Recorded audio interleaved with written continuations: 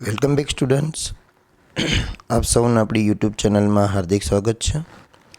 વિદ્યાર્થી મિત્રો, આપણે એનએમએમએસ પરીક્ષા 2026ની તૈયારીના ભાગરૂપે ધોરણ 7 વિષય વિજ્ઞાનમાં પ્રકરણ નંબર 3 ઉષ્મા, જેમાં આપણે એના 20 IMP/MCQ આ વિડીયોમાં જોવાના જ છે. તો આપ સૌ આ વિડીયોના અંત સુધી જોજો. વિડીયો જો ગમે તો લાઈક અને શેર જરૂર કરજો. અને જો ચેનલ પર નવા હોય ને હજુ સુધી ચેનલને સબસ્ક્રાઈબ ન કરી હોય તો આપણી ચેનલને સબસ્ક્રાઈબ કરી લ્યો અને બાજુના બેલ આઇકોનને પ્રેસ કરો, જેથી કરીને કોઈ નવો વિડીયો આવે તો તમારા સુધી ઝડપથી પહોંચી શકે. અને પરીક્ષાના વોટ્સઅપ ગ્રુપની લિંક પણ આ વિડીયોના નીચે આપેલી છે, ત્યાંથી તમે જોઈ શકો છો.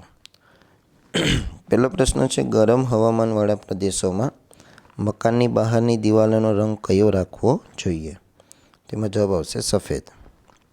ઉકળતા ગરમ પાણીમાં સ્ટીલની ચમચી ડુબાડતા ચમચીનો બીજો છેડો, તો બીજામાં આવશે એ કે ઉષ્મા વહનની રીતે ગરમ થાય છે. ત્રીજું, રસોઈ માટે વપરાતી સ્ટેનલેસ સ્ટીલની તળવાની કડાઈના તળિયે તાંબાનું સ્તર લગાડેલું હોય છે, કારણ કે એમાં જવાબ આવશે સી, સ્ટેનલેસ સ્ટીલ કરતાં તાંબુ ઉષ્માનું વધુ સુવાહક છે. ચોથો પ્રશ્ન છે, ઉષ્મા પ્રસરણની કઈ ઘટનામાં માધ્યમની જરૂર નથી? તો ચોથામાં જવાબ આવશે સી, ઉષ્મા વિકિરણ. પ્રશ્ન નંબર 5 છે, કયા રંગના કપડાં હળવા રંગના કપડાં કરતાં ઉષ્માનું શોષણ વધુ કરે છે? તો પાંચમામાં જવાબ આવશે એ, કાળા. છઠ્ઠો પ્રશ્ન, નીચેનામાંથી કયો પદાર્થ ઉષ્માનો સુવાહક નથી? તો છઠ્ઠામાં જવાબ આવશે સી, પ્લાસ્ટિક. વિદ્યાર્થી મિત્રો, એનએમએમએસમાં મેટની પરીક્ષાની જો તમારે તૈયારી સાથે સાથે કરવાની હોય તો આપણે એની એક પ્લેલિસ્ટ બનાવેલી છે 20 ટોપિક ઉપર. જો તમારે મેટની તૈયારી કરવી જ હોય તો આ વિડીયોના નીચે તમને આખી પ્લેલિસ્ટની લિંક આપેલી હશે, જે જ્ઞાન સાધના માટે બનાવેલી હતી. તો જ્ઞાન સાધના અને એનએમએમએસમાં મેટ સમાન ટોપિક હોય છે, એમાં કોઈ ફેરફાર હોતો નથી. તો જરૂરથી એ પ્લેલિસ્ટ ચેક કરજો અને તમારી મેટની તૈયારી ચાલુ કરજો.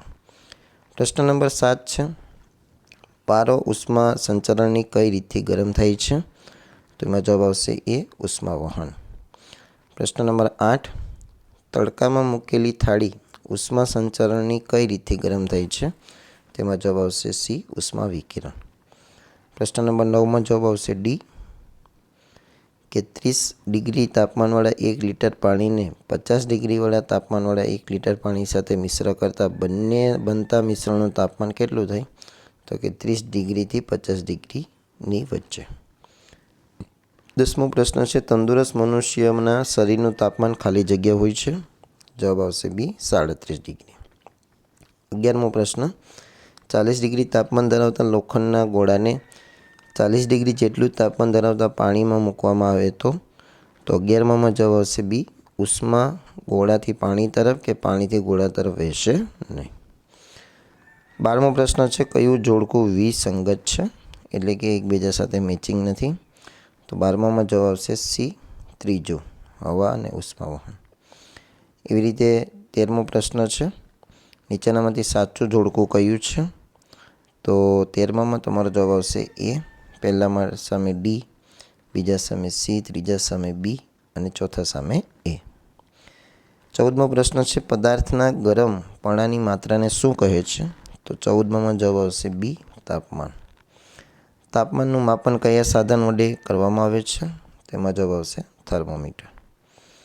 પ્રશ્ન નંબર 16, તંદુરસ્ત માણસના શરીરનું સામાન્ય તાપમાન ખાલી જગ્યા હોય છે? તો 16માની અંદર જવાબ આવશે સી, 98.6 ફેરનહીટ. 17મો પ્રશ્ન છે, શિયાળામાં તાપણાની ગરમી આપણને કઈ રીતથી મળે છે? તો 17મામાં જવાબ આવશે સી, ઉષ્મા વિકિરણ.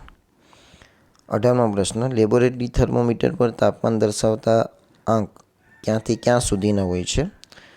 તો 18મામાં તમારો જવાબ આવશે એ, -10 થી 110 ડિગ્રી સેલ્સિયસ. ક્લિનિકલ થર્મોમીટર કેટલા ગાળાનું તાપમાન માપી શકે છે? તો 19મામાં જવાબ આવશે સી, 35 થી 42.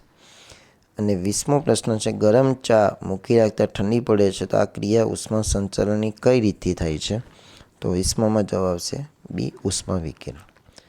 તો અહીં પ્રકરણ નંબર 3ના IMP/MCQ પૂર્ણ થાય છે. આશા રાખીશ કે તમને આ વિડીયો પસંદ આવ્યો હશે. જો વિડીયો પસંદ આવ્યો હોય તો આપણા વિડીયોને વધુમાં વધુ લાઇક કરો, તમારા મિત્રો જોડે શેર કરો. ચેનલ પર નવા હોય તો આપણી ચેનલને સબસ્ક્રાઈબ કરી બાજુના બેલ આઇકોનને પ્રેસ કરો.